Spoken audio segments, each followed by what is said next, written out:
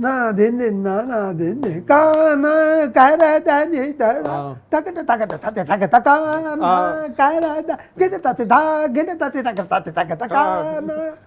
भारतीय संगीतातली सम हा highest emotional point आहे, but also can be A intellectual point. Correct. शास्त्र समजवलं जातं, तंत्र शिकवलं जातं, विद्या जी आहे ती दिली जाते आणि कला संस्कारित होते. कंपाऊंड, अनुशासन, आवर्तन, सम आणि मुखडा ही तालानी भारतीय संगीताला दिलेली वरदान आहे. क्या बात आहे. तालाचा छंद होणं आणि रागाची धून होणं, ह्या दोन क्रिया जमलं की संगीत सुरू होतं, संपत नाही. संगीत करायचं कशासाठी? स्वतःला विसरण्यासाठी, स्वतः कोण आहे दाखवण्याचं संगीत नाही.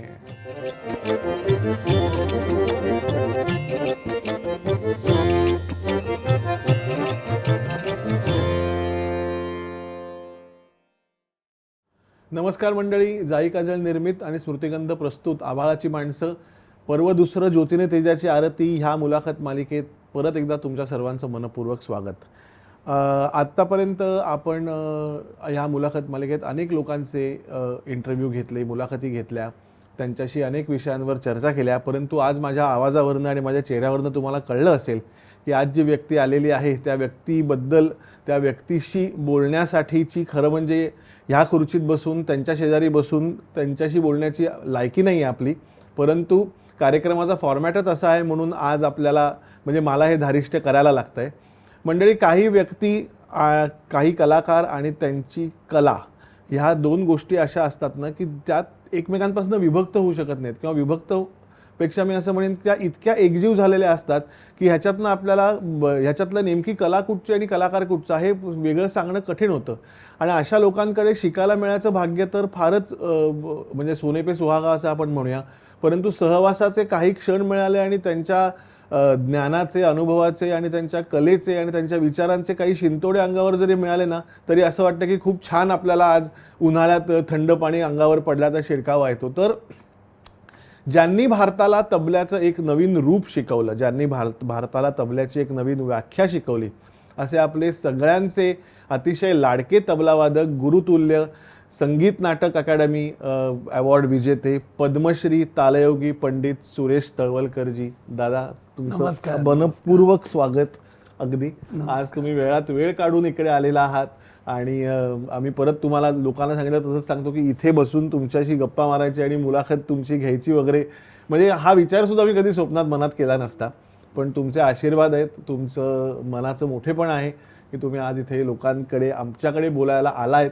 आणि आता खरं वास्तविक हे सगळे जे प्रश्न लिहिलेले आहेत ह्या प्रश्नांना काही अर्थ नाही आहे, कारण एकदा तुम्ही बोलायला लागलात की त्याच्यानंतर हे सगळं काय म्हणतो लिटरेचर एकीकडे राहणारे, कला आणि विद्या जसं तुम्ही म्हणता तसं राहणारे. परंतु सुरुवातच करायची म्हणून मी तुम्हाला फक्त एका प्रश्नाने आपण आता विषयाला छेडूया म्हणतो तसं आपण करूया की तुमच्या विद्यार्थी दशेमध्ये जेव्हा तुम्हाला इतके महान गुरु लाभले, नागेशकरांसारखे, त्याच्यानंतर अजूनसुद्धा जे काही श्रेष्ठ गुरुतुल्य लाभले, घरी कीर्तन परंपरा, त्याच्यानंतर वडिलांकडे तबल्याचं शिक्षण, त्या काळामध्ये तुमचा तबला शिकण्याची ती आस आणि ध्यास ही कशा पद्धतीची होती? ते खरं काय आठवण्यासारखं नसतं. आपण ज्या आवडीनी किंवा ज्या छंदानी ज्या विषयात आपण शिरतो ते माझं तबला फील्ड, आणि तबल्याकडे छंद म्हणून आकर्षाला गेलो. त्या छंदाने माझा पुढे कसा प्रवास होणार ते छंदाने ठरवलं. काय बात आहे. मी ठरवलंच नाही. तर असं आहे की मी आत्ताच्या स्टेजला आल्यानंतर माझ्याही अगोदरचे लोक, राम मराठे असतील, अभिषेकी बुवा असतील, सगळेजण 10x10च्या रूममध्ये शिकले आणि त्यांचं शिकणं हेच एक ध्येय होतं त्या लोकांचं. आणि मग त्याच्यासाठी कोणी इन्फ्रास्ट्रक्चरची आणि बाकीच्या कुठल्याही गोष्टीची पर्वा केली नाही. विद्या आणि ती कुठून मिळेल हा ध्यास घेतला. माझे पहिले गुरु पंढरीनाथ नागेशकर गुरुजी. तसे आपले आई वडील हे पहिले आपले गुरु असतात. वडिलांनी तबल्यावर हात टाकायला लावला होता. वडील पखवाज वाजवायचे, तबलाही वाजवायचे, कधी कधी ऑर्गन वाजवायचे. आणि त्यांचे मामा प्रसिद्ध कीर्तनकार होते, ढोलेबुवा. ढोलेबुवा, बरोबर. म्हणजे आता रत्नागिरीला जे ढोलेबुवा आहेत त्यांचे वडील. तर ते माझे काका आहेत ढोलेबुवा. बरोबर. तर त्या परंपरेतून संगीतालय. शिवाय माझ्या आईकडून, आईचे दोन्ही भाऊ म्हणजे माझे मामा, एक गाणारे, एक तबला वाजवणारे.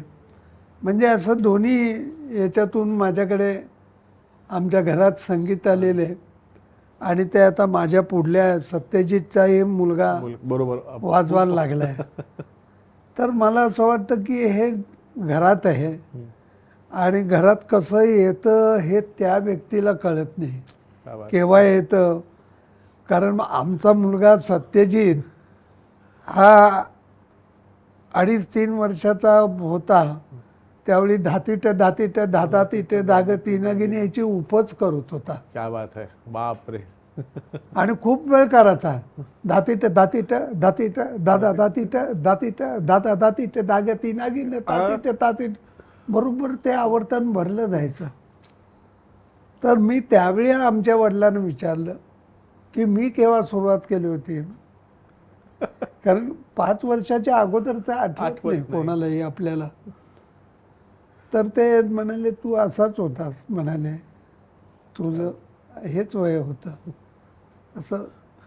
मग नागेशकर गुरुजींकडे प्रॉपर सुरुवात झाली. वयाच्या 8व्या-10व्या वर्षी सुरुवात झाली. आणि त्यांनी माझा सगळा पाया रचला. काय बात. म्हणजे मग तबल्याची भाषा आली, कायदे आले, रेले आले, त्याचं साहित्य आलं, त्याचं प्रेझेंटेशन आलं, त्याची निकास आली, तंत्र आलं, विद्या आली. या सगळ्या गोष्टी ते गुरु माझे, त्या गुरूंनी दिलं काय असा विचार केल्यानंतर मला असं वाटतं की त्यांच्या 50व्या वर्षाच्या अगोदर मी त्यांना शिकायला लागलो होतो. त्यावेळेला त्यांचं उमेदीचा काळ होता, चांगली तब्येत. पण मी त्यांना 94व्या वर्षी सुद्धा 50 वर्षापेक्षा कमी वयातच पाहिलं, त्यांच्या वयाच्या 94व्या वर्षी. कारण त्यांची एनर्जी त्यांच्यामध्ये जी होती, तर मला असं वाटतं की त्यांनी सर्वात मला काय दिलं तबल्याबरोबर, तर ऊर्जा दिली. क्या बात आहे. खूप ऊर्जा दिली. त्या ऊर्जेवरती आजही माझं काम चाललंय, प्रवास चाललाय. क्या बात आहे. वा वा. नागेशकर गुरुजींनी मला असं वाटतं संगीत नेमकं कशासाठी शिकवायचं पुढल्या जनरेशनला, क्या बात आहे. वा वा. हे त्यांना पूर्ण कळलेलं होतं. क्या बात आहे. की शिकवणं तसं सोपं असतं पण घडवणं कठीण असतं. त्यांनी आम्हाला घडवलं ते. क्या बात आहे. वा वा. गुरुजी, तुम्ही आता बोलता बोलता म्हटलात की संगीत नेमकं कशासाठी करायचं ह्याची एक दृष्टी तुम्हाला नागेशकर गुरुजींकडे मिळाली. पण ह्याच्यावर तुमचाही त्याच्यानंतर अतिशय प्रगल्भ असा विचार झालेला आहे. आणि तर त्याच्याबद्दल तुम्ही थोडं सांगा ना की नेमकं संगीत करण्याचा दृष्टिकोन कलाकाराचा काय असावा. कारण एक तर म्युझिक हे ॲबस्ट्रॅक्ट आहे, बरं का. लय सूर हे ॲबस्ट्रॅक्ट आहे, तुम्हाला ते पकडाच आहे, बरं का. आणि पकडण्यासाठी सुद्धा आधी तुमचे कान सिद्ध पाहिजेत, नाही तर तुम्हाला तंबोराच मिळवता येणार नाही. म्हणजे तुमचे कान सिद्ध झाले पाहिजेत. म्हणजे ह्या सगळ्या ॲबस्ट्रॅक्ट कन्सेप्ट आहेत, त्याच्यामध्ये तुम्हाला एखादी गोष्ट स्वर पकडायचा आहे, लय पकडायची आहे. म्हणजे ॲबस्ट्रॅक्ट गोष्टीमध्ये तुम्हाला कुठली गोष्ट किती परफेक्ट आली पाहिजे, त्याच्यासाठी मनुष्याच्या चेतना ज्या असतात आणि चित्त हे एकवटायला लागतं. हे एकवटायला लागतं. आणि असं चित्त एकवटलं आणि दीर्घकाल टिकलं ते, तर मनुष्याची चित्तवृत्ती शुद्ध होतात. आणि त्या चित्तवृत्ती एकदा शुद्ध झाल्या तर मग बाकीचे सगळे अकॅडमिक विषय फार सोपे जातात हो समजायला. क्या बात कारण स्वर लय ही एकदा जर कळायला लागली, कारण इतकी सूक्ष्म क्रिया आहे क्रिया आहे खरं. आणि संगीताची बीजतत्व आहेत हे. सूर आणि लय बीजतत्व आहे आणि राग आणि ताल हे मूल आधारित तत्व आहेत भारतीय संगीताची. राग ताल आधार तत्व आहेत. तर मला असं वाटतं हे सगळे सूक्ष्मातले विषय ज्या वेळेला चित्ताने पकडले जातात त्यावेळेला मनुष्याच्या चित्तवृत्ती इतक्या शुद्ध होऊन जातात की त्याच्यामुळे समाजातले क्राईम पहिले कमी होतात. खरं आहे. तुम्ही सांगा, जो तानपुऱ्याच्या स्वरामध्ये स्वर लावणारे तो हातात पिस्तूल घेईल कसा? घेणं शक्य नाही. क्या बात आहे. कारण ही संस्कृती आपली जी आहे, या संस्कृतीमधली आपली जी संगीत परंपरा जी आहे, मला असं वाटतं ज्या देशामध्ये अशा तऱ्हेचं कल्चर नाही आहे त्या देशात आज जास्तीत जास्त क्राईम आहे. क्राईम आहेत. खरं आहे. खरं आहे. त्यामुळे मला असं वाटतं हे म्युझिक आर्ट हे कंपल्सरी केलं पाहिजे. संस्कृतीचा भाग आहे आपल्या हा. अगदी. त्याच्याशिवाय मनुष्य घडूच शकत नाही कुठचाच. एकदम. माझा एक मित्र आहे, तो मोटर मेकॅनिक आहे, सुरेश दत्त. त्याचा काही संगीत या विषयाशी त्याचा काहीही संबंध नाही. तो कुठच्याही शास्त्रीय संगीताच्या किंवा कुठच्याही गाण्याला तो तुझं ते आऊचे कार्यक्रम आहेत का, तिकडे चालल्यात का, असं तो म्हणतो. परंतु जेव्हा कधी लॉंग ड्राईव्हला जायचा वेळ येतो आणि मी गाडीमध्ये भीमसेनजी, कुमारजी, रामभाऊ असे काही लावले, त्याला कळत काही नाही, पण तो कधीही म्हणत नाही की हे बंद कर म्हणून. त्यामुळे मला असं वाटतं की ते प्रत्येकाच्या जीन्समध्ये ते आपलं संगीत परंपरेनुसार कोरलं गेलेलं आहे. ते फक्त खपली काढण्याचा फक्त विषय आहे, जो तुमच्यासारखे आपण काय म्हणू की गुरुतुल्य व्यक्तिमत्व हे करतच असतात असं मला वाटतं. मला असं वाटतं भारतीय संगीत ही कल्टिवेटेड टेस्ट आहे. आहा. काढल्याची भाजी कोणाला पहिल्यांदा आवडत नाही, नाही. बरं का. कल्टिवेटेड टेस्ट आहे. एकदा ते ऐकायला आवडायला लागलं की दुसरं काही तो सोडणार कसं? त्यामुळे मला असं वाटतं की त्याच्यासाठी पेशन्स, आणि पेशन्स ही भारतीय संस्कृतीची पहिली डिमांड आहे. खरं. पेशन्स. मग कुठलाही विषय असू दे, कुठली गोष्ट तुम्हाला साधायची आहे तर त्याच्यासाठी पेशन्स क्या बात. असं मला वाटतं. गुरुजी, पर्वतकर मास्तरांचे नागेशकर गुरुजींचं पर्वतकर मास्तरांकडे शिक्षण झालं आणि पर्वतकर मास्तर म्हणजे तर साक्षात लय भास्कर. आपण लय भास्कर, खापरूमामा पर्वतकर. तर ती विद्या तुमच्याकडे नागेशकर गुरुजींनी कशा पद्धतीने हँडओव्हर केली? कारण का ते एक काय म्हणतो जागतिक चमत्कारच खापरूमामा पर्वतकर होऊन गेले. नाही, आम्ही कधी त्यांना पाहिलं नाही, कारण आमच्या जन्माच्याही अगोदर गेले. पण नागेशकर गुरुजी काही काळ त्यांच्याकडे शिकले. त्याच्यानंतर गान तपस्विनी मोगूबाई कुर्डीकर शिकल्या त्यांच्याकडे. त्यांना लय तालाचा शौक होता मोगूबाईनं. क्या बात आहे. मी खूप वेळा जवळून पाहिलंय.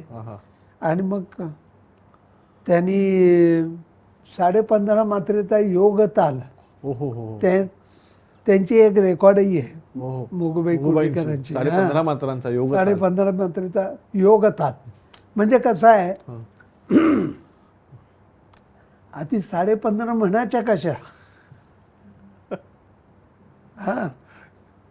1 2 3 4 5 6 7 8 9 10 11 12 13 14 15.5 1 2 3 4 5 6 7 8 9 10 11 12 13 14 15.5 1 2 दिन धिन्ना धिन्ना धिन्ना धिन धिन्ना तिन ना तिन्ना कत्ता त्रिक धिन्ना धिन्ना धिन धिन्ना धिन. क्या बात आहे. धिन धिन्ना धिन धिन्ना धिन्ना धिन धिन्ना तिन ना तिन्ना खत्ता त्रिक धिन्ना धिन्ना धिन धिन्ना एक. क्या बात आहे. वा वा वा. क्या बात. तर ते असे होते की दोन हातांनी दोन वेगवेगळे ताल द्यायचे, दोन पायांनी दोन वेगळे ताल द्यायचे, असे दाखवायचे. तोंडाने पाचवा ताल म्हणायचे. एका वेळेला 5 ताल एकात एक गुंफलेले असायचे. एका वेळेला सुरू करायचं म्हणजे एका वेळेला सुरू करायचे, सगळ्यांची खाली एके ठिकाणी. आई लय भास्कर उगीच म्हणत नाही तो. बापरे. काय असेल म्हणजे प्रत्येक ताल वेगळ्या लयीत पण म्हणायचा की खाली एका ठिकाणी येण्यासाठी. बरोबर. क्या बात आहे. त्याच्यातलं थोडंसं एक उदाहरण सांगतो 2-3 तालाचं. बरं का. मत्त ताल 18 मात्रा. धा तत धा घेन धा तिरिकिट धा घीना तीना कत्ता धी धीना धी धीना धा तत धा घेन धा तिरिकिट धा घीना कृतीना कत्ता धी धीना धी. धी. बरोबर. करेक्ट. हा 18. 18. हा. आता मी इकडे 3 ताल, हा इकडे 1 ताल हा. आणि तोंडाने मत्त ताल. बापरे. हा बघा. आणि हेच नंतर फिरवतो. ओ. हा हा. धा तत धा घेना धा तरिकडे धा घेना तेना कत्ता धी धीना धी धीना धा तत धा घेना धा तरिकडे धा घेना तेना कत्ता धी धीना धी धीना धा दिन दिन धा धा दिन दिन धा धा तीन तीन ता ता दिन दिन धा दिन दिन धागे तिरिकिट तू ना कत्ता धागे तिरिकिट धीना धा तत धागे ना धा तिरिकिट धा घीना तू कत्ता धागे ना धिन धिन ना धा दिन दिन धा दिन धिन ना कत्ता धागे तिरिकिट धीना. क्या बात है. नाही ते फार मोठे लोक होते. काय बात. काय वा वा. इतके मोठे लोक होते की अजून त्यांच्यापर्यंत रीच आत्ताच्या काळातल्या लोकांना होता येत नाही. एवढे मोठे होते. आमिषांवर ताबा ठेवलेली माणसं असं आपण म्हणू. कारण शेवटी आमिषच ही गोष्ट अशी असते की जी मूळ ध्येयापासून प्रत्येक माणसाला वेगळीकडे नेतात. गुरुजी, आज तुम्ही गुरुकुल पद्धतीचं शिक्षणाचं एक मोठी पायाभरणी करून इतके तुमच्या हाताखालनं संस्कारांखालनं इतके उत्तम उत्तम कलाकार तयार झालेत जे आधी शिष्य होते. तर गुरुकुल पद्धतीचं महत्त्व तुमच्याकडनं ऐकायला आवडेल. संगीत पहिलं कसं आहे हे पहिलं एक्सप्लेन झाल्याशिवाय गुरु शिष्य परंपरेचं महत्त्व सांगता येणार नाही. बर. संगीत हे मुळात 4 गोष्टींशी बांधलेलं आहे.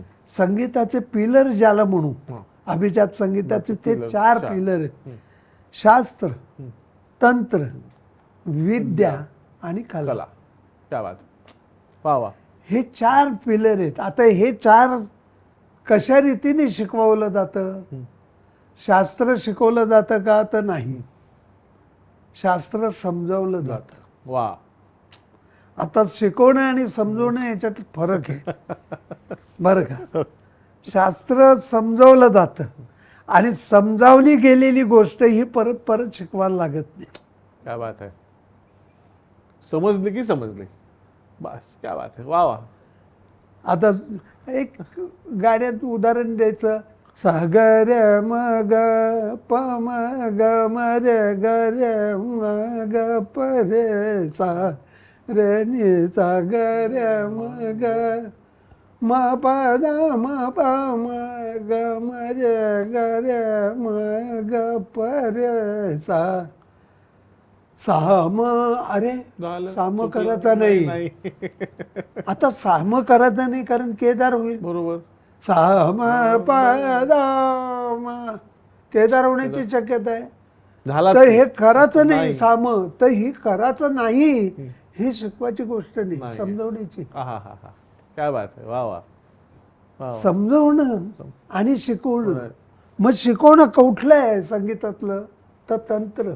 हो तंत्र, हात कसा ठेवायचा, अरे तुझं हे टोक लागत नाही चाटेला, हा हा हा इथून चाट वाजते, हे बरोबर नाही, नाही, टोकाने इथून वाजली वाजली पाहिजे. पाहिजे. ह्या मध्यभागी, शाहीच्या मध्यभागी बरोबर. तीट वाजव, वाजव. तीत वाजव, तीट किट वाजव, ही शिकवण्याची गोष्ट आहे. आणि सारखा गाणाऱ्याचं सुद्धा तसंच होतं, कारण तो आ सांगतो आणि त्याचा केव्हा अ होतो, तो खरंय. आकाराचा अ केव्हा होतो, ही सारखी सारखी शिकवली जाते. ते तंत्र ते तंत्र. वा वा वा वा. आणि शास्त्र समजवलं जातं, आहा. तंत्र शिकवलं जातं. विद्या जी आहे ती दिली जाते, जी आपली नाहीच आहे, परंपरेची आहे. हो हो हो विद्या दिली जाते हम्म. आणि कला संस्कारित होते. ते क्या बात आहे. त्यामुळे हे चार गोष्टी गुरु ज्यावेळी शिकवतो ते क्लास घेतल्यासारखं शिकवत नाही. आता मी तुम्हाला कला शिकवतोय, आता मी तुम्हाला तंत्र शिकवतोय, आजचा तंत्राचा क्लास आहे, असं नाही. त्याचा फोकस विशिष्ट ठिकाणी एखादा दिवस असतो. त्याच्यातून म्हणून मला म्हणायचं आहे की तंत्र शिकवणं ह्या गोष्टी फार सोप्या आहेत, घडवणं कठीण कठीण आहे. आहे. खरंय. कारण घडवण्याचे संस्कार लागतात आणि संस्कार दोन गोष्टीशिवाय येत नाहीत. संस्कार कशाने येतात, एक तर सहवास, गुरु सहवास आणि गुरु श्रवण. बरोबर. ह्या दोन गोष्टींशिवाय तुम्हाला संस्कार होऊ शकत नाही. आहेत. आपण नेहमी म्हणतो ना की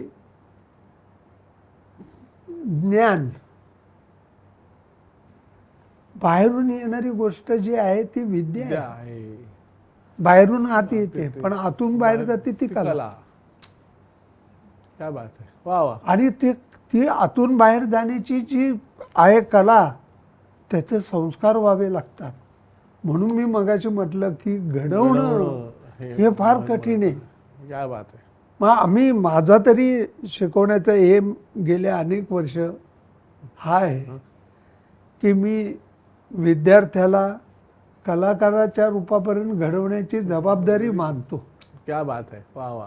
म्हणजे मला एकदा एक युनिव्हर्सिटीतला शिक्षक भेटला आणि तो मला म्हणाला माझा सेमिस्टर पूर्ण झाला. म्हटलं आमचा कधीच होत नाही सेमिस्टर, कारण त्याला येईच तोपर्यंत आम्हाला शिकवावं लागतं, आमचं पुरं होत नाही. शिष्याला येईच तोपर्यंत शिकवावं लागतं. क्या बात आहे. वा वा. सेमिस्टरनी होत नाही. 6 महिन्यात सेमिस्टर पूर्ण झाली.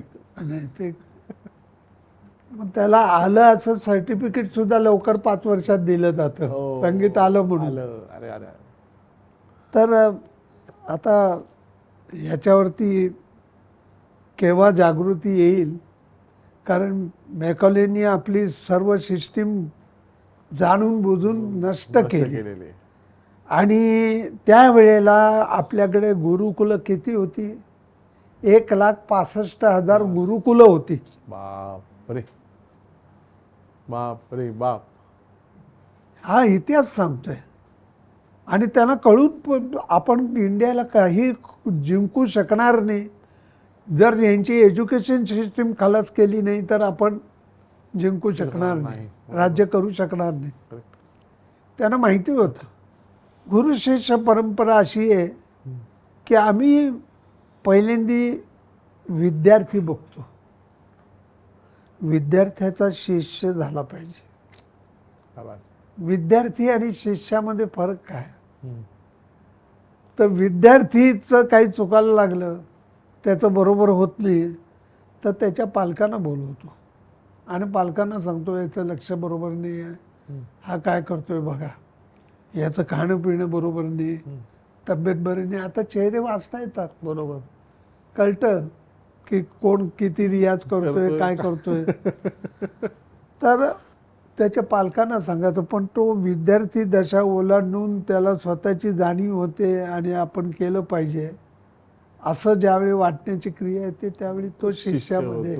क्या बात आहे. वा. मग शिष्याचा कलाकार हा हा. वा. कलाकार, आणि कलाकार झाला की मग तो परत त्यांनी शिक्षक व्हायचंय, पुढल्या पिढीला द्यायचंय. बरोबर. द्यायचंय. आणि मग शिक्षकाचा गुरु, गुरु, आणि मग गुरुचा काय, गुरुचा आचार्य. हा. आणि आचार्य कोण, तर जो शिष्याच्या भूमिकेत जाऊ शकतो तो तो आचार्य. ओ हो हो. क्या बात आहे. वा वा वा. असं सर्कल कम्प्लीट आहे. विद्यार्थ्याच्या भूमिकेत जो जाऊ शकतो तो आचार्य. तो आचार्य. बहुत तर या परंपरेकडे अशा डोळस रीतीने पाहिलं तर मला असं वाटतं की ही परंपरा काय सांगते, गुरु परंपरा, गुरु शिष्य परंपरा, याची फार नितांत गरज आहे. खरंय. आज तुम्ही मला एक कलाकार असा दाखवा की जो ऐकून गातोय. अहो, एखादं भावगीत गाता येईल ऐकून, कितीतरी आपण बघतोय एखादं भावगीत ऐकून तसंच्या तसं गाता येईल, ते सुद्धा कठीणच आहे असं म्हणू पण आपण. तरी राग यमन गाता येणारच नाही. बरोबर. राग यमन जर अर्धा तास गायचं झालं तर सगळे वेगवेगळे अलंकार, गमक काय, कुठे थांबणं, त्याचा विस्तार कसा करणं, गायकी कशी मांडणं, हो ना. ह्याचे तर गुरुशिवाय हे येणं शक्य नाही. ताल झपतालमध्ये तुम्हाला अर्धा तास वाजवायचं झालं तर कसं वाजवणार, त्याला गुरु लागतोच. खरं. त्यामुळे मला असं वाटतं की गुरुला पर्याय काही नाही. गुरु शिष्य परंपरा आपल्या म्युझिकला अजिबात पर्याय नाही. तर अशा गुरु शिष्य परंपरेमध्ये आम्ही घडलो आणि ह्याच्यात काही मूलभूत गोष्टी मला नजरेस पडल्या. तर आमच्या गुरुनं आम्ही कसं पाहिलं, 3 गोष्टी पाहिल्या गुरुमध्ये. तर एक तर गुरु नॉलेजेबल असावा, दुसरा हाऊ टू टीच, म्हणजे one knowledgeable, second how to teach, आणि थर्ड विलिंग टू टीच. बरेच लोकांना असं वाटतं, कारण ही विद्या जी अशी आहे की काही अत्यंत सुंदर मनाच्या लोकांमध्ये, नॉलेजेबल लोकांमध्ये विद्या आहे, पण त्यांच्या भावनाही चांगल्या आहेत, अशा लोकांकडे सुद्धा विद्या आहे. आणि काही असे लोक आहेत की न देणारे लोक आहेत, की विद्या ही स्वतःची प्रॉपर्टी मानणारे लोक आहेत, आपल्याकडेच ठेवायची आणि द्यायची नाही, असेही लोक आहेत. आता विद्यावान तर रावणही होता ना, दशग्रंथी, 14 विद्या 64 कला त्याला येतो अवगत होत्या. पण शेवटी रामामधला आणि रावणामधला तो जो फरक होता तो आपली संस्कृती रामायण सांगते. तर त्यामुळे मला असं वाटतं की विद्या ही सत्शील व्यक्तीकडूनच आपण घ्यायला पाहिजे, असं मला वाटतं. म्हणजे गुरु करताना नीट ठरवा, अरे पण त्याला जर समज नसेल तर तो ठरवणार कसा, तर त्याचं एरवी बघा ना स्वभाव कसा आहे, त्याने किती लोकांना घडवलंय ते तरी बघा. क्या बात आहे. नुसतं नॉलेजवरती जाऊ नका, कारण नॉलेज खूप आहे आणि वृत्ती जर चांगल्या नसतील तर त्या गुरुच्या इतर वृत्ती ज्या आहेत त्या सुद्धा कलेमध्ये येतातच. अगदी बरोबर. आणि त्या चिकटणार आहे, त्याचं काय. अगदी बरोबर. क्या बात आहे. त्यामुळे कित्येक कलाकार चांगले आहेत परंतु त्यांची कला फलत नाही, असंही उदाहरणं पाहायला मिळतात. कारण बॅगेज पण घेतलंय गुरुचं नको ते. हो ना. अगदी बरोबर.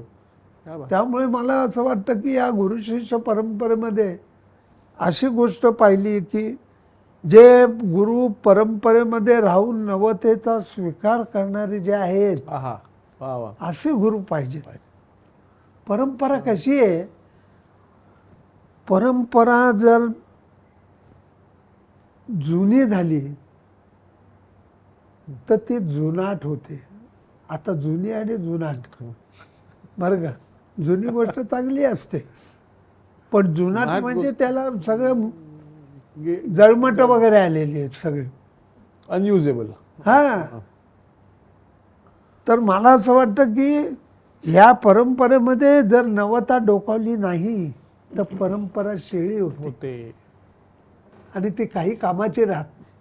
आणि नवता सुद्धा कशी पाहिजे तर त्याला परंपरेचं पाठबळ पाहिजे, नाहीतर नवता उठवळ होते. त्यामुळे परंपरा आणि नवतेचं असं नातं आहे, घट्ट नातं आहे. असंच मला घराणी आणि शैलीबद्दल आदित्यजी वाटतं. घराणी कशी असतात, आग्रा घराणं, जयपूर घराणं, ग्वाल्हेर घराणं आणि किराणा घराणं, पण घराणी ही मूल्य सापेक्ष असतात, मूल्य दाखवतात. अमुक अमुक पद्धतीवरून हे घराणं, अमुक अमुक बंदिशीवरून, अमुक अमुक रागावरून. परंतु शैली ही आहे ना, शैली ही व्यक्ती सापेक्ष असते. घराणी ही मूल्य सापेक्ष असतात आणि शैली ही व्यक्ती सापेक्ष असते. त्यामुळे शैलीमधून कलाकाराची ओळख दिसते. याचं मोठं उदाहरण प्रत्येकाच्या बाबतीत देता येते. उदाहरणार्थ भीमसेन जोशी, किराणा घराण्याचे लोकांचे पहिल्यांदा आवाज बघा कसं बारीक होते. भीमसेनजी आले आणि पहिल्यांदा त्यांनी मर्दानी आवाज दिला. और किराणा घराण्यामध्ये कसले हे कॉन्ट्रीब्युशन आहे. म्हणजे भीमसेनजींवरती मी एक लेख लिहिला होता 75वीला. तर मी लेख लिहून त्यानं दिला. तो मासिकात आल्यानंतर 1-2 वर्षांनी कुमारजी कुठेतरी मला भेटले. त्यांनी माझ्या पाठीवर एक शाबासकी दिली, जोरात धपाटात दिला. अरे म्हणाले, भीमांनाचा लेख तुझा वाचला त्याच्या 75वीतला, तू म्हणाले जे लिहिलेस तेच मी लिहिले, वाचलंस का? काय बात आहे. तर आम्हाला कॉम्प्लिमेंट्स होता धपाटा दिल्याचा कुमारजींचा. तर मला असं वाटतं की शैली ही अशी असते आणि शैली ही नेहमी नवतेचा शोध घेताना त्याचं बुद्धी हे जर माध्यम जर पकडलं तर ते सफिशियंट नसतं. तुम्ही ठरवलं की आपल्याला आता काहीतरी नवीन करायचंय म्हणून नाही, नवीन होत नाही. कारण नवतेची ही प्रेरणा उर्मीतून यायला लागते, उर्मीतून. आणि ती नकळत कशी येते, कारण तुम्ही समवयीन बुजुर्ग लोक, आपल्या बरोबरचे लोक, ह्या सगळ्या लोकांचं गाणं ऐकताना तुमचं मन कुठेतरी एका ठिकाणी अमुक अमुक करावं असं वाटत असतं. आणि ते मन तुम्हाला तिकडे आकर्षलं जातं आणि काही दिवसांनी तुमची ती आकार घेऊन त्याची शैली बनते. एका रात्रीत बनत नाही, एका रात्रीत बनत नाही. घोटीव काम आहे ते मनातलं. हा. आणि ती आधी उर्मीतून येणारी गोष्ट आहे. मग ती बुद्धी प्रगल्भ जरी असली तरी त्याच्यातली कला हीच महत्वाची असते. आणि परत ती संस्कारातनं आलेली असते. कारण काय बात आहे. वा वा वा. तर असे एकमेकात हे सगळे विषय, परंपरा, नवता, घराणी, शैली, असे एकमेकात. आणि अनेक लोकांना पाहिलं मी जवळून. मी आता तेच तुम्हाला पुढे विचारणार होतो की तुमच्या आयुष्यात तुम्ही इतके बुजुर्ग लोक बघितलेत. म्हणजे रामभाऊ मराठे, अभिषेकी बुवा, म्हणजे गायकांच्या बाबतीत म्हणतो गजानन बुवा. तर ह्या सगळ्या लोकांच्या वृत्तीबद्दल थोडंसं आम्हाला सांगा. म्हणजे जसं आता तुम्ही म्हटलात की भीमसेनजींच्या शैलीमुळे किराणा घराण्याला एक वेगळी व्याख्या मिळाली किंवा एक वेगळं डायमेन्शन मिळालं, तसं रामभाऊंचं पण तसंच आहे की घराणं कुठे आणि शैली कुठे. परत रामभाऊ मराठे हे असं व्यक्तिमत्व होतं, मी त्यांच्या 400 बैठका वाजवल्या. काय बात आहे. वा वा. आणि असं व्यक्तिमत्व होऊन गेलं की त्यांचं गाणं ऐकायचं म्हणजे 15 गवय्यांचं गाणं ऐकल्याचं समाधान मिळेल. 15 काय म्हणजे ग्वाल्हेरचा मूड लागलाय, पण ग्वाल्हेर घराण्यातला मूड लागलाय, पण आज अंतुबुवाच दाखवतात. अंतुबुवा जोशीच दाखवतात, गजाननबुवांचे वडीलच दाखवतात. कधीतरी गजाननबुवाच दाखवायचे, नाही तर कृष्णराव शंकर पंडित यायचे. राजाभैया पूछवाले यायचे, रामकृष्ण बुवा वझे यायचे. ते सुद्धा नुसतं घराण्यापुरतं गाणं नसून त्या घराण्यातल्या ज्या व्यक्ती होत्या, शैली वेगवेगळ्या होत्या, ते एकदा चेंबूरला गात होते तर रहमत खां असे चालले होते रामबू. आज त्यांच्या डोक्यात पूर्ण रहमत खां साहेब चालले होते. फैयाज खान साहेब तर नुसतं आग्रा घराणं आलं की फैयाज खां साहेब, विलायत हुसेन खां साहेब, शराफत हुसेन, खादिम हुसेन, हे सगळे डोकवाचे. आणि ते आम्हाला कळायचं, कारण या लोकांनाही मी ऐकलंय. बरं का. आता गजान मोहन तर 8-9 वर्ष नुसता डग्ग्यावर मी ठेका धरला, नुसता डग्ग्यावर. ते तबला घेऊन द्यायचे नाही. त्याचा एक मोठा इतिहास आहे, तो केव्हा तरी सांगेन तुम्हाला. कारण ते 9 वर्षात म्हणाले तू प्रोग्राम मध्ये तबला घे, आता डग्ग्यावर ठेका धर. 9 वर्ष काढल्यानंतर त्याच्या पुढे चिंतन केल्यानंतर मला लक्षात आलं की आपल्याला काय कळलं, तर राग ओळखायला यायला लागले, रागाचं चलन गुणगुणता यायला लागलं, बंदिशी पाठ झाल्या, घराणी पाठ झाली, कळायला लागली. पण एवढंच नाही तर ग्वाल्हेर घराण्यातले हे कोण आहेत, तर रामकृष्ण बुवा वझे आहेत, हे कोण आहेत, तर अंतुबुवा आहेत, हे रहमत खां साहेब आहेत, वेगवेगळे लोक, त्याच्यातलाही फरक कळायला लागला. असं अजून आग्रा घराण्यातले आणि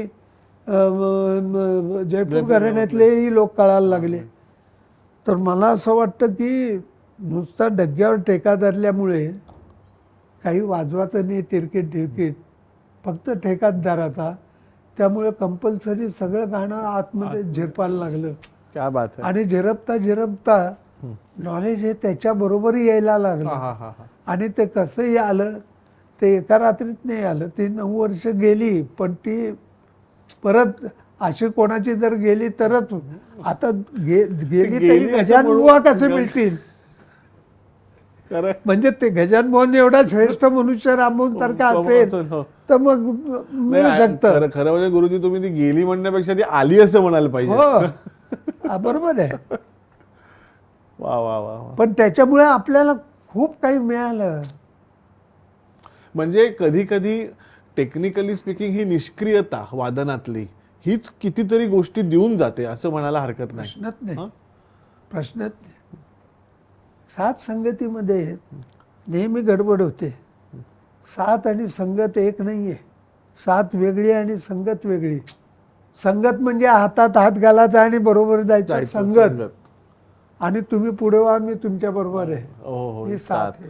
क्या बात आहे. तर ख्यालाची साथ होते आणि द्रुपदाची संगत होते. म्हणून द्रुपदाच्या पासून जे तंतुवाद्य झाली त्याची संगत होते. वा वा.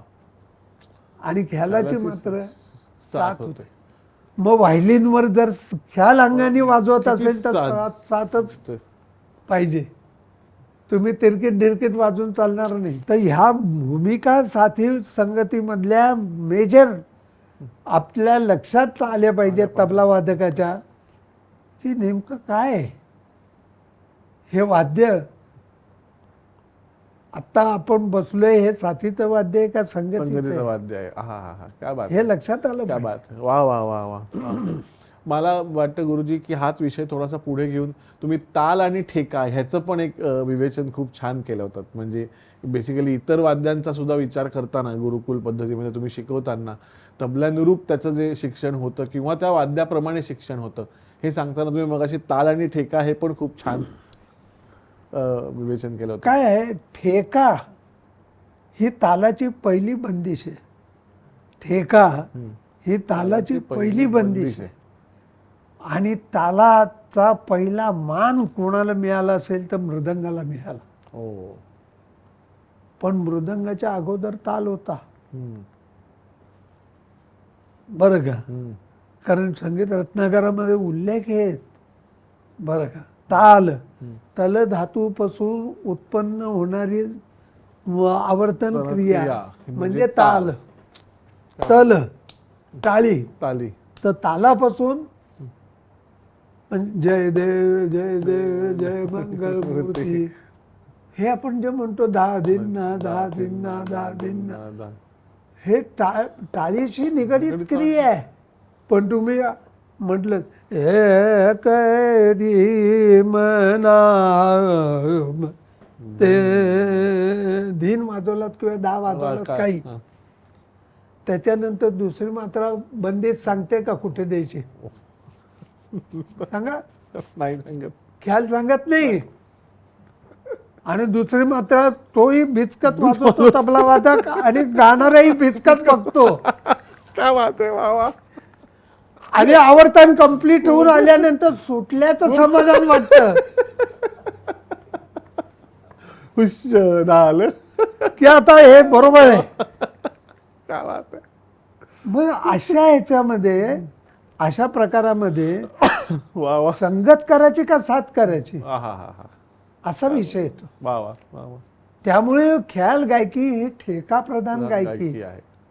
पण मग मला खरं सांगा नाही गुरुजी, अशा वेळेला दुसरी मात्र दाखवायची कोणी असते या खरी गायकांनी दाखवायची. अच्छा, बर. पण मात्र दाखवण्याचं धाडस गायक सहसा करत नाही. बरं का? पण खरी दाखवायची, कारण गायकाला आत्मविश्वास पाहिजे आपण कुठल्या लईत गाणार आहोत. वा वा. आणि ती दाखवण्याची सुद्धा एक परंपरा आहे. पहिल्यांदी त्याच्या अगोदर गायक सांगतो झुमराला आज लाव. बरं का, इथपर्यंत ठीक आहे. पण आता तो धीन झाल्यानंतर पुढचा तो पुढली जी येणारी मात्रा आहे त्याच्या अर्धी मात्रा, बरं का, म्हणजे मात्रेचे 2 भाग तिथे गवयानी खूण केली पाहिजे. म्हणजे त्याच्या पुढल्या अर्ध्या मात्रेनंतर तो दुसरी मात्रा देतो. ही परंपरेची पद्धत आहे. क्या बात आहे. म्हणजे धा तीर कीट धीन असा तिलवाडा असेल तर धा तीर. क्या बात आहे. वा वा. गायक बरोबर जे दाखवणारे लोक आहेत ते बरोबर दाखवतात. मला नेहमी असं वाटतं की अशा तऱ्हेच्या साथसंगतीच्या प्रकारात ज्या वेळेला इन्स्ट्रुमेंट सितार वादक, सरोद वादक, संतूर वादक असे ज्या वेळेला येतात त्यावेळी तबला वादकाकडून अपेक्षा असतात वाजवण्याची. आणि त्याच्यामध्ये सुद्धा ते वादन कसं व्हावं तर ते गतीला पोषक व्हावं. वा. कारण ते गत अंग असतं. सतूर, संतूर, सतार, सरोद, सितार, सरोदमध्ये गतांगाने वाजवलं जातं. आणि ही वीणेपासून आलेली परंपरा. बरोबर. आणि वीणाचा संबंध ध्रुपद गायकीशी आहे. तेव्हा ध्रुपदाची संगत जी होते ती वाद्यापर्यंत अशी लागते. पण तरी काही व्हायलिन सारखं, सारंगी सारखी वाद्य आहेत की जी गायकी अंगाने प्रभुत्व आपलं दाखवतात. म्हणजे किंवा ख्याल अंगाने मांडतात गायन वादन. त्यावेळेला त्याची साथ करायला लागते. तिथे संगत लागत नाही. तर मेनली साथ आणि संगत हा फरक आहे. आता ह्याच्याशिवाय आणखीन एक जो प्रकार आहे तो नृत्याची संगत, कथक नृत्याची संगत. आता कथक नृत्याची संगत हा असा भाग आहे की कथकला भाषा जी आहे त्याचे वर्ण किती, ता, थई, तत हे 3 वर्ण आहेत. त्याच्यापासून त्राम, तिगदा, दिगदिग हे 3 वर्ण झाले. असे 6 वर्ण याच्यामध्ये सगळ्या रचना असतात. आता हे वर्ण तबल्यावर वाजवले जातात. नृत्यामध्ये ता, दिगदा, ता, थई, ता, ता, थई, थई, थई असं म्हटल्यानंतर तबला वादकाला ते तबल्याच्या भाषेमध्ये कन्वर्ट करता येणं, ह्याच्यासाठी तबला वादकाला एका नृत्याची साथ करणाऱ्या व्यक्तीचा आधार घ्यावा लागतो की तो कसा वाजवतोय. धा कडे धा तक तरी कडे तक धा कडे तक धा घे नाका ता धा ता ते ता ता ता ते ता ता ते ते ते ता ता ता ते हा. असं जर असेल तर त्याला ती भाषा तबल्यामध्ये कन्वर्ट करणं वा. आणि ती कन्वर्ट करताना सुद्धा ती नृत्य सादर करणारी व्यक्ती जी आहे तिचा पोत कसा आहे बंदिशीचा, वजन काय आहे त्याचं, तो वजन किती आहे, स्ट्रेस किती आहे, पायावर किती आहे स्ट्रेस, अंगात किती आहे, ह्याचा अंदाज घेऊन कुठे रेला लावायचा आहे, कुठे सुटे बोल वाजवायचे, काय वा ह्याचा अंदाजच पहिलं शिक्षण घ्यावं लागतं वा वा. त्याला. त्यामुळे नृत्याची ही संगत होते. हम्म. त्यामुळे बघा तुम्ही जिथे संगत होते तिथे तबलजी गावचा चालत नाही. एखादा गाणार आहे, अहो तबला नाही आलाय, गावचा कोणी बसा टेक्याला, होतं, चालू शकतं. पण संगत होते संगतीत जिथे होते तिथे तालमीचा पाहिजे मनुष्य, तालमीचा पाहिजे, त्याच्या परिचयाचा पाहिजे किंवा त्या दृष्टीने तयार पाहिजे. पण आताचा सिनेरो असा आहे की खूप तबलावादक झालेत आणि तबल्याचं पिक्चर खूप प्रगल्भ झालेलं आहे.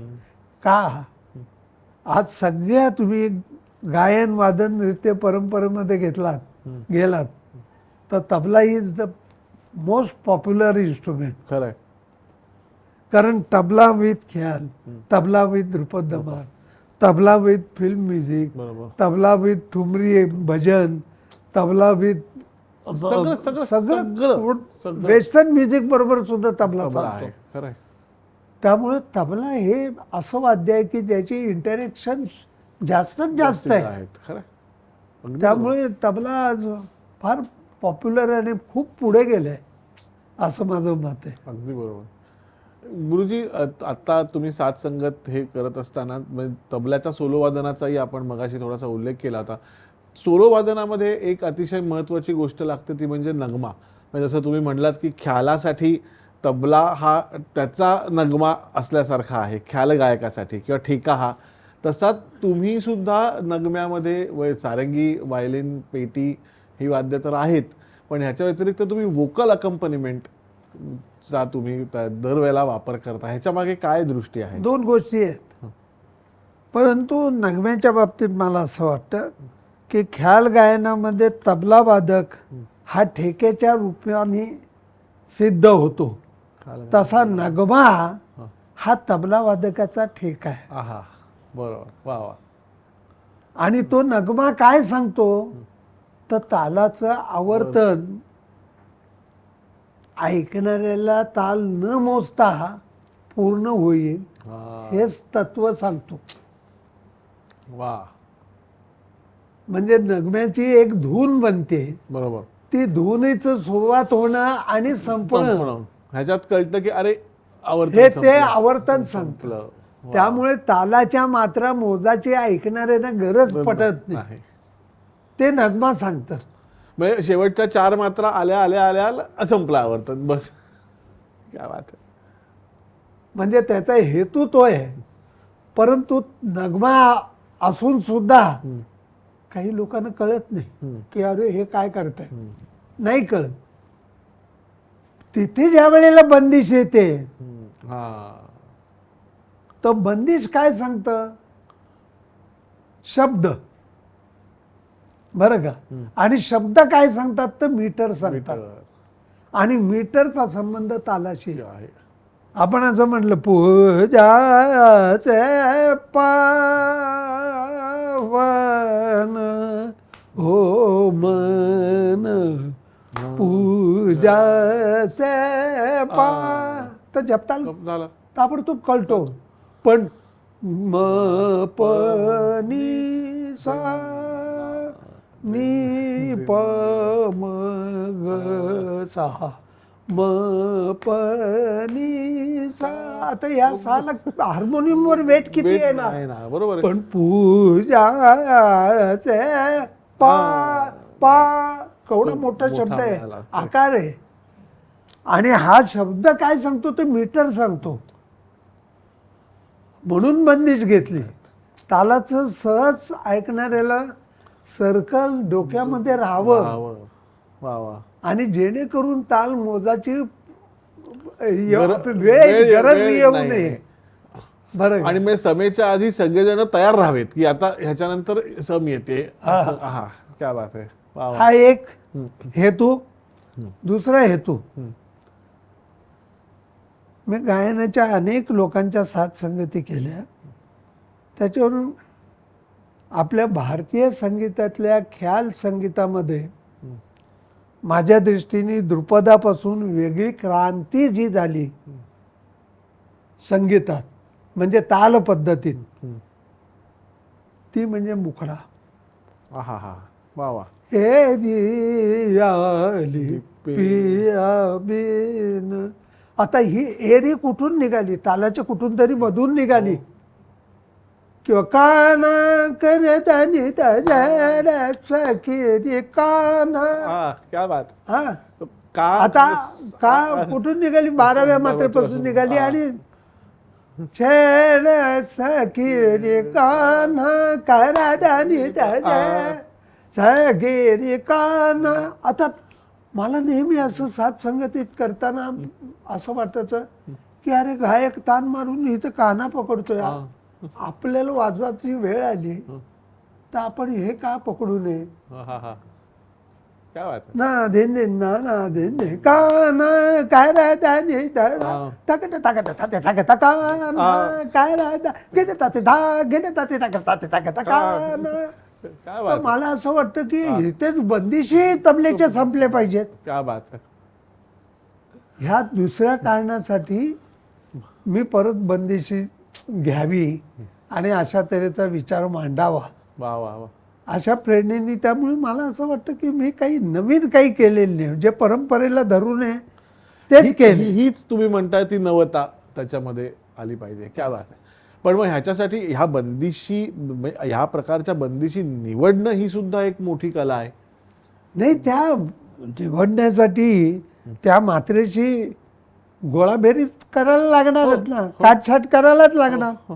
पण ती काटछाट कशी करावी की एखाद्या बुजुर्गाची बंदिश आहे, समजा तू बनवलेली बंदिश आहे असं धरून चाल. मला नका नाही, धरून चाल ना. तू बनली तर तुला मी ऐकताना सुद्धा असं वाटलं पाहिजे की अरे कशी काय आली, किती सुंदर आली.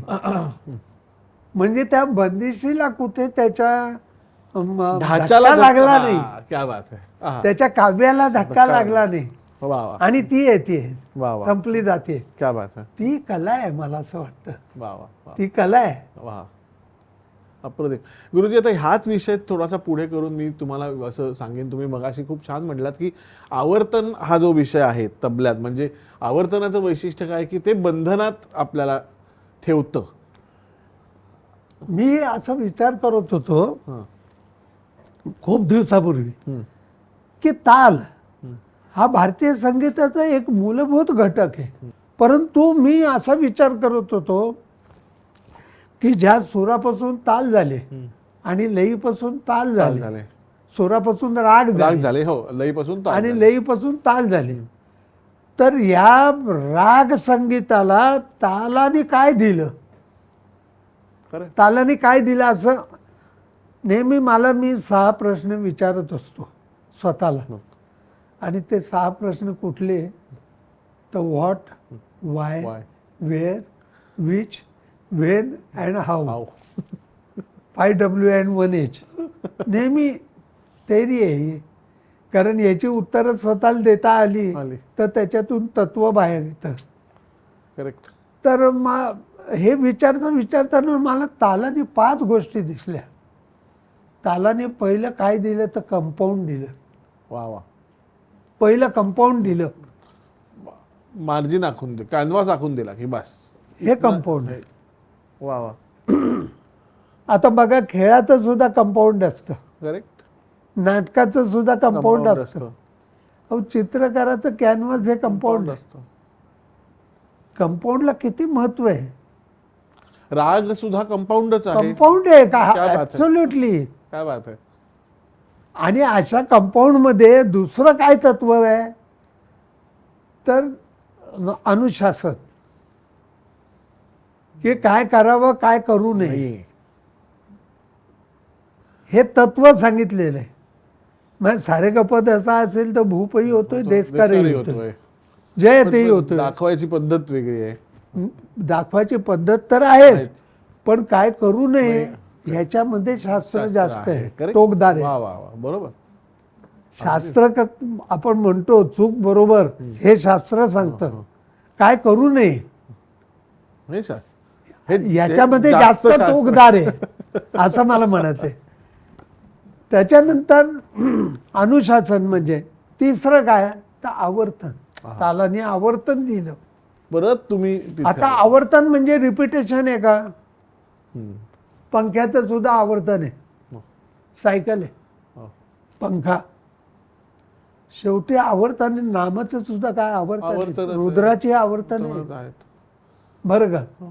शेवटी हे आवर्तन नेमकं काय देते तर पंख्याने सुद्धा इलेक्ट्रिसिटी निर्माण होते. हो, तेच ऊर्जा. आहे ऊर्जा. वा वा वा वा. आवर्तनाने ऊर्जा निर्माण होते. आणि सर्वात कळस म्हणजे आवर्तनाच्याही पुढे जाणारी क्रिया म्हणजे काय तर सम आहे. सम, तिथे सम म्हणजे संविधान. संविधान. या शब्दापासून समेचा संबंध आहे. सम म्हणजे कम्प्लिशन. संस्कृत बरोबर. सम, सम सम म्हणजे पूर्णता. विधानाची पूर्तता होते ती सम. म्हणजे तुम्हाला काय म्हणायचंय, अमुक अमुक म्हटलं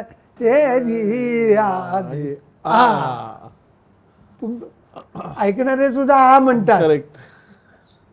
आ म्हणजे सम येते. म्हणजे पूर्णता झाली. हा विषय इथे संपला. आता पुढचा विषय सुरू करू. आणि तो सम हा हायेस्ट इमोशनल पॉइंट आरोलकर बुवा म्हणायचे. भारतीय संगीतातली सम हा हायेस्ट इमोशनल पॉइंट आहे, but also can be A intellectual point. Correct. तर सम. आणि मग समेवर कसं यायचं, असं यायचं का असं यायचं का नाही, असा पेच मारून यायचं. त्यांनी काय सिद्ध झालं तर मुखडा. मुखडा.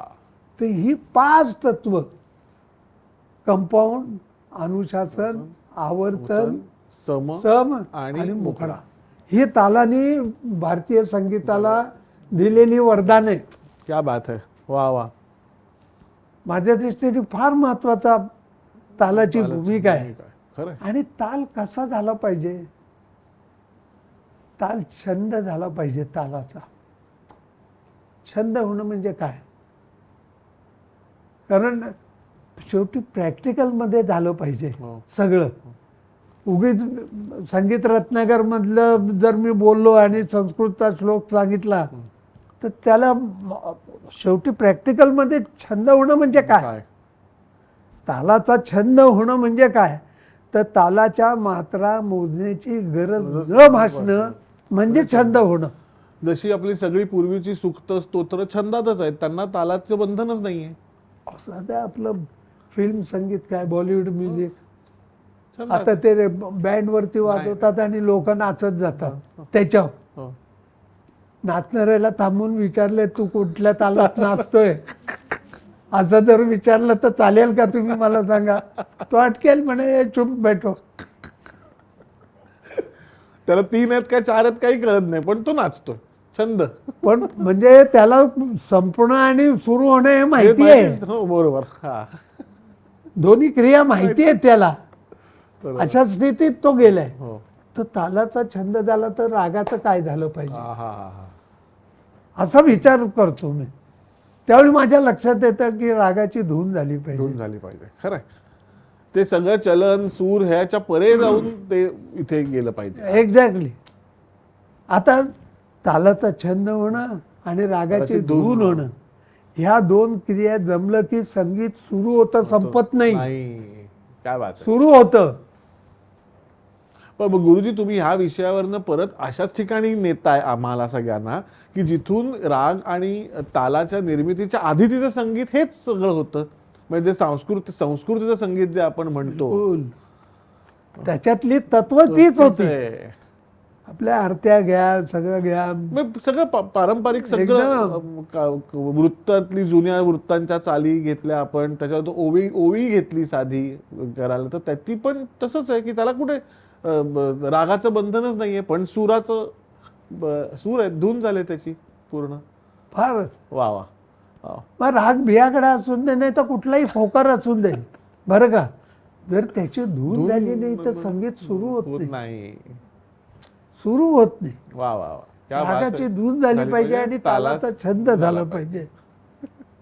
ही आणि इथे संपत नाही, ही तर सुरुवात आहे. क्या बात आहे. वाव.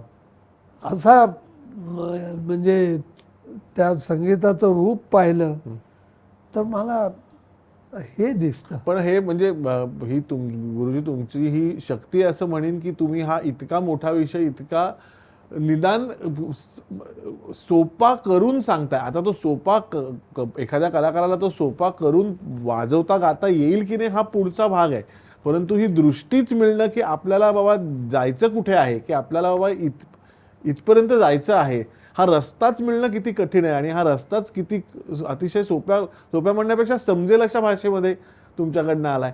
मला तुम्हाला असं विचारायचं की गुरुकुल पद्धतीमध्ये हे सगळ्याचे उत्तर गुरुकुल पद्धतीमध्ये मिळतात, असा विषय आहे की इथपर्यंत आणून गुरु सोडतात आपल्याला या रस्त्यावर. हा, त्याचं किती ऋण मानव तेवढं कमी आहे. हो, गुरुचं ऋण म्हणजे कबीरांनी तर काय वर्णन केलं माहितीये ना, की समुद्राला शाही करा, धरतीला कागद करा, आणि गुरुचं वर्णन लिहायला सुरुवात केली तरी पूर्ण नाही. खरंय, हे कबीरांनी वर्णन केलं.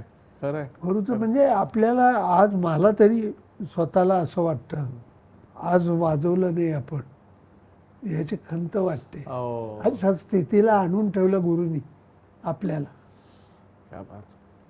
वा वा. म्हणजे साधनेपर्यंत आज अलगदरित्या नेऊन ठेवलं आपल्याला गुरुनी, हे विसरता येत नाही. क्या बात. हा फार मोठी गोष्ट आहे मला असं वाटतं. अगदी बरोबर. दुसरं काय करू नये असं वाटतंय, फक्त हेच करा. अशा स्थितीला आणून ठेवणं गुरुनी म्हणजे केवढं त्यांचं कॉन्ट्रीब्युशन असेल. आणि असं किती म्हणजे माझ्याकडे सुद्धा आताचा काळ कसा आहे हो, आता अट्रॅक्शन एवढी भयंकर वाढलेली आहे, भयंकर अट्रॅक्शन वाढले. पण आज माझ्याकडे 100-150 मुलं शिकतायत, राहतायत आणि शिकतायत. तर मला असं वाटतं की त्या सगळ्यांचं चित्त कुठेतरी आणि ते समाजाला कुठेतरी हेल्पफुल आहे. बरोबर आहे असं मला म्हणत आहे. परत कॉमन आस्पेक्ट जवळ आलो, समाजामध्ये या सगळ्यांचं काय, अरे त्यांना हेच करावं असं वाटतंय. कितीतरी मुलं राग गायन शिकतायत, हार्मोनियम शिकतायत, आणि त्यांनी हेच करावं असं वाटतं, दुसरं काय करू नये असं वाटतं. अशा स्थितीला ते म्हणजे मला असं वाटतं की आपली भारतीय तुमच्या गुरुजींनी तुमच्यावर जे संस्कार केलेत ते सगळे संस्कार तुम्ही एक एक करून समोरच्या विद्यार्थ्यांपर्यंत देतायत, ते रिसीव्ह करतायत, आणि ह्याचं एक आंतरिक समाधान आहे असं मला. नाही, समाधान तर आहेच, प्रश्नच नाही. आज माझ्या म्हणजे मी सहज पाहिलं तर सहज 500 फॅमिलीज याच्यावर चाललेले आहेत माझ्याकडल्या. हे तर पण ते चालवण्यासाठी काही नाही, अगदी बरोबर. आपण आपल्याला विसरून जाण्यासाठी सगळं करतो. संगीत करायचं कशासाठी?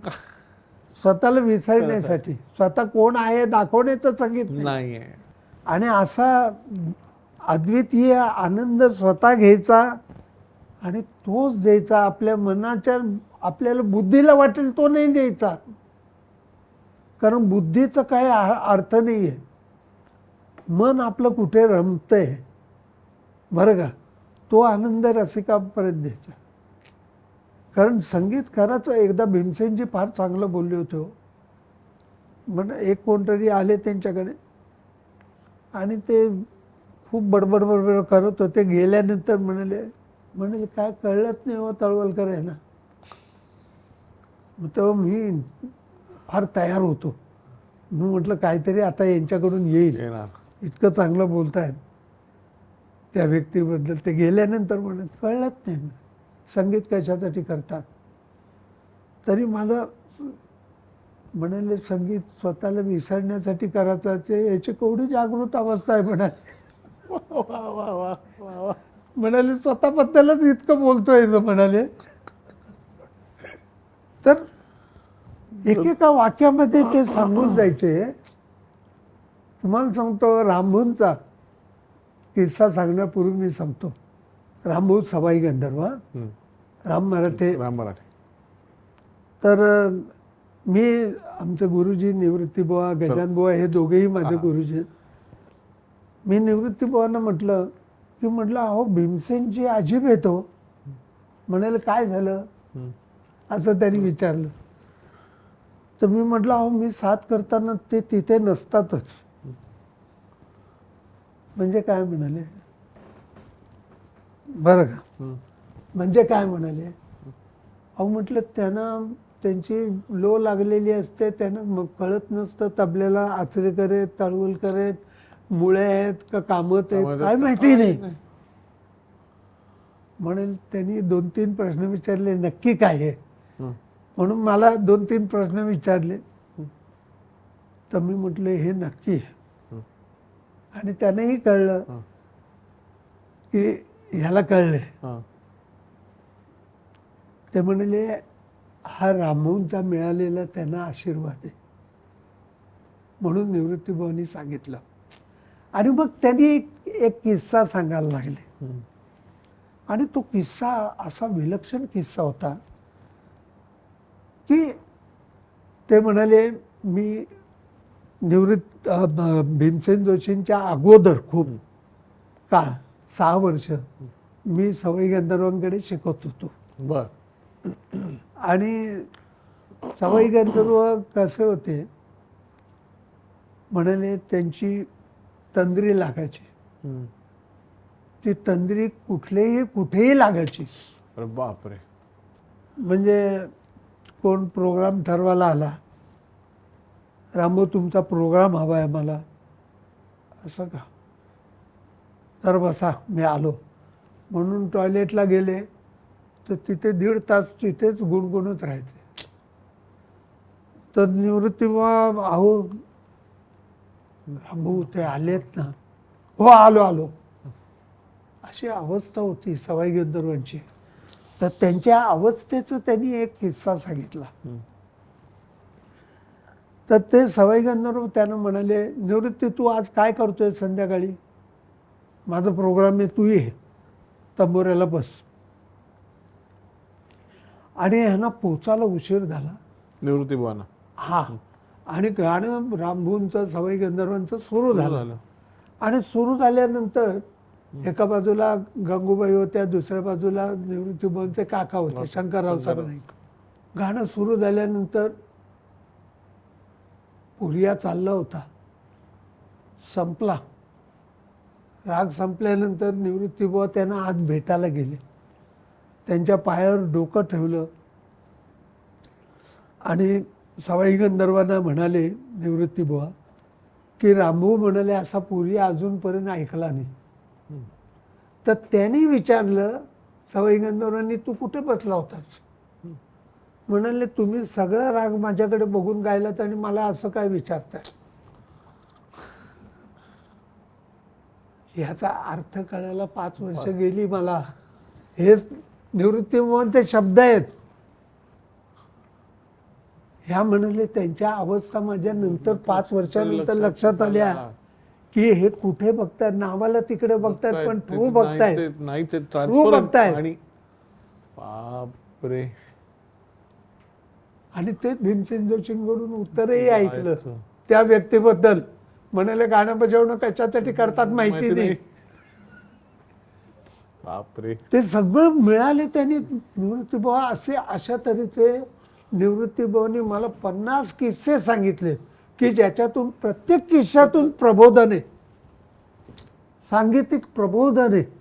अक्षरशः काय बात आहे. असे किस्से सांगितले. माझ्याकडे बघून अख्खा कार्यक्रम केला आणि माझ्याकडे बघून तुम्ही अख्खा राग गायलात आणि तुम्ही मलाच विचारताय तू कुठे बसला होतास. बापरे. तर मला असं वाटायचं, मी तुम्हाला सांगतो ह्याचं दुसरं उदाहरण देतो. आम्ही दरवर्षी होळीचा कार्यक्रम करत होतो गोरेगावला. तर रामभाऊंच्या नकलाचा कार्यक्रम असायचा. हा राम मराठे मराठे नकला, आणि सगळ्या गायक लोकांची ती मैफिल होती. सगळे गायक यायचे माझ्याकडे, आणि रामभाऊ नकला करणार. आणि रामभाऊ नकला सिरियसली गायचे हो. ते शेवटी, पण अगोदर आधी नकलाचा कार्यक्रम. आणि ते काही जाहीर करायचे नाही कोणाची नक्कल सुरू झाली आहे काय काय काय, ते त्यांचे हावभावावरूनच करायचे. काय विनायक बुवा आलेत का कोण आलेत? विनायक बुवा, गजानन बुवा, निवृत्ती बुवा, वजे बुवा. कुमारजी, वजे हा कुमारजींची नकल उत्तम करायचे, वजे बुवा. विलायत हुसेन काकांची, आणि त्यांचं बघणं, त्यांचं तोंड सगळंच माहिती. सगळं म्हणजे गजानन बुवांची नकल करत होते. तर रामभाऊ सफेद 4 मध्ये गाणारे गजानन बुवांची नकल करताना पांढरी 1 मध्ये तंबोरे मिळवले, हो. आणि पांढरी एक 1 मध्ये मध्ये गायले. त्यांनी गौरी सुरू केली. अरे बाप. हा, म्हणजे नक्कल आमच्या घरचा प्रोग्राम आहे, आणि गजानन बुवांसारखी मान तिरपी करून जीभ बाहेर काढून ती नक्कल सुरू झाल्यानंतर समोरचे लोटपोट होऊन सगळे लोळत होतो नक्कल बघून. हो. पण थोड्या वेळात त्याचं परिवर्तन असं झालं, सिरियस व्हायला लागले लोक, अरे गजानन आणि गजानन बुवांना दाद द्यायला लागले की क्या बात आहे बुवा साहेब. काय बात आहे. वा वा. हा, थोड्या वेळाने रामभाऊंची स्थिती काय झाली, ते म्हणाले आज बुवा तुम्ही जमलात. स्वतः रामभाऊ बोलताय,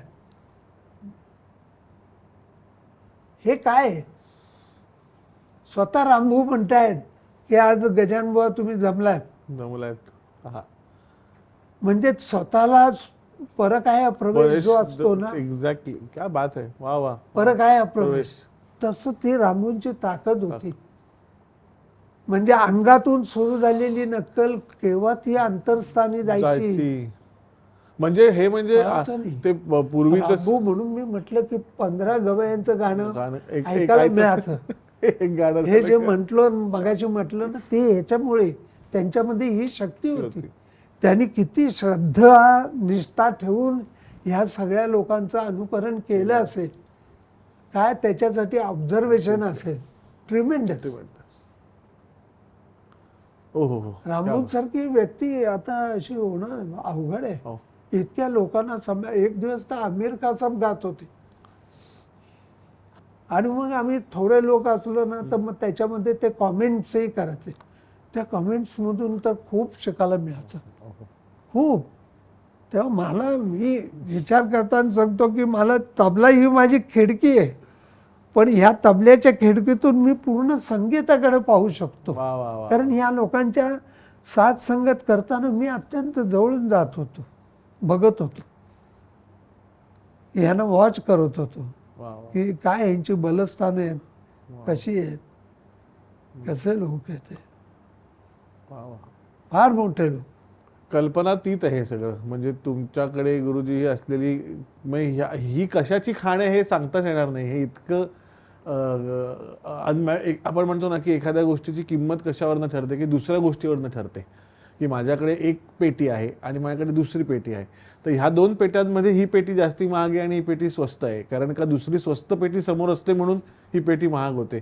तसं ह्या तुमच्या आठवणींना आणि ह्या तुमच्या काय म्हणतो किस्स्यांना किंवा ह्या स्मरणिकांना याची किंमतच होऊ शकत नाही, कारण ह्याच्या समोर ठेवण्यासारखं दुसरं काहीच नाही आहे. आणि म्हणजे मला आता खरंच तुम्हाला काही विचारायचं नाहीये. तुम्ही जेवढं बोलाल तेवढं खरं हवंय. आणि आपण सहज बोलता बोलताना ज्या ज्या गोष्टी नाही, आणि आपण आता जितकं काही बोललोय मला 100% खात्री आहे की आपल्या रसिकांना आवडलं असेलच. आणि रसिकांपेक्षा जी मुलं, जे शिक्षक, जे कलाकार, जे सगळे शास्त्रीय संगीताची उपासना करतायत, ज्यांना शास्त्रीय संगीतात काहीतरी एक साध्य गाठायचं आहे, त्यांच्यासाठी एक उत्तम साधक कसं व्हावं ह्याची मला वाटतं आजची मी मुलाखत म्हणणार नाही, पण तुमचं आजचं हे जे काही वर्कशॉपच म्हणूया आपण, हे उत्तम साधक कसं व्हावं ह्याचं एक अतिशय ज्वलंत आणि खरं उदाहरण आहे असं मला खरंच मनापासून सांगायला आवडेल. मंडळी, माझी तरी अवस्था खूप चारा खाऊन घेतलेल्या गाईसारखी आत्ता आहे. म्हणजे आता खूप खाऊन घेतलंय आपण, आणि मग आता हाच एपिसोड लूपवर बघत माझंही ते रवंथ करत करत ह्याच्यातलं किती आजपासून पुढच्या 10, 15, 20 वर्षाच्या आपल्या सांगीतिक कारकिर्दीमध्ये आपल्याला पचवता येईल तेवढं पचवत राहावं, एवढं मटेरियल आणि एवढं मॅटर आज गुरुजींकडनं आपल्याला मिळालेलं आहे. गुरुजी स्मृतिगंध परिवारातर्फे आणि जाई काजळ परिवारातर्फे ही छोटीशी गिफ्ट आहे, एवढा तुम्ही आमच्याकडनं स्वीकार करावात. धन्यवाद. तर मंडळी, आजचा हा आभाळाची माणसाचा भाग तुम्हाला कसा वाटला हे आम्हाला नक्की कळवा. तुमच्या प्रतिक्रियांची आम्ही वाट बघतोय. आवडला असेल तर शेअर करा, मित्रांपर्यंत पोहोचवा आणि स्मृतिगंधाचं फेसबुक पेज आणि यूट्यूब चॅनल शेअर करा, लाईक करा आणि सबस्क्राईब करा. धन्यवाद.